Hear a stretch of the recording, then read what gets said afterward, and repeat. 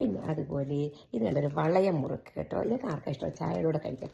ഇതുപോലെ അടുത്തൊരു വളയം മുറുക്ക. പിന്നെന്താ, പിന്നെ ഉണ്ണിയപ്പം ഉണ്ടായിരുന്നു. ഉണ്ണിയപ്പം ഞാൻ ആൾറെഡി പൊട്ടിച്ചു പോയി, സോറി ഞാൻ പൊട്ടിച്ചു പോയി.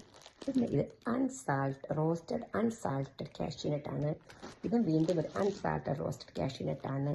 പിന്നെ ഇത് അലുവയാവട്ടെ, കറുത്ത അലുവയാവട്ടെ. ഇതും ഇങ്ങനെ ചെറിയ പാക്കറ്റ് ഇരിക്കുന്നത് നമുക്ക് ഫ്രണ്ട്സിന് കൊടുക്കാനായിട്ട് പോലെ വേണ്ട കേട്ടോ. ചെറിയ പാക്കറ്റിലായാലും 1, 2, 3, 4, 5 കറുത്ത അലുവ ഫ്രണ്ട്സിന് കൊടുക്കാൻ. അതുപോലെ ഇത് മില്ലറ്റ് കഞ്ഞിക്കൂട്ടാണ്, മില്ലറ്റ് കഞ്ഞിക്കൂട്ട്. പിന്നെ ഇതെന്താണെന്ന് വെച്ചാൽ കോക്കനട്ട് വെളിച്ചെണ്ണ, ഓർഗാനിക് അല്ല, വീട്ടിൽ ആട്ടിയ വെളിച്ചെണ്ണയാണ്. ഇവിടെ നമുക്ക് നല്ല ഓർഗാനിക് കോക്കനട്ട് ഓയിൽ കിട്ടും. എന്നാലും എൻ്റെ ഹസ്ബൻഡ് സിസ്റ്ററിൻ്റെ സന്തോഷം, പുള്ളിക്കാരി വീട്ടിലാട്ടിയ വെളിച്ചെണ്ണയിൽ എൻ്റെ ബ്രദറും എൻ്റെ സിസ്റ്ററിലായും എൻ്റെ സിസ്റ്ററിൻ്റെ മോനൊക്കെ ഉപയോഗിക്കട്ടെ വെച്ച് കൊടുത്തു വിട്ടതാണ്. പിന്നെ അടുത്ത് എന്താണെന്ന് വെച്ചാൽ പുള്ളിക്കാരി ഒരു ഏറ്റവും നല്ലൊരു കാര്യം ചെയ്ത് വരിക്കച്ചക്ക, നമ്മുടെ വീട്ടിലുണ്ടായ വരിക്കച്ചക്കയാണ് ഇത്. പുള്ളിക്കാരിൻ്റെ മുള്ളൊക്കെ കളഞ്ഞിട്ട് ഇത് ഇനി മുറിക്കാൻ എളുപ്പം, സ്പോഞ്ച് മാത്രമേ ഉള്ളൂ. അതിൻ്റെ പുറത്തുള്ള സ്പോഞ്ചിൽ ഇത് മുറിച്ചിട്ട് നമുക്ക് എടുത്ത് ഫ്രിഡ്ജിൽ വെച്ചാൽ മിനിമം 1 വീക്സ് ഇരിക്കും. ചക്ക പുറത്ത് കേട്ടോ, മോനിപ്പം വരും കേട്ടോ, ഭയങ്കര ഇഷ്ടം.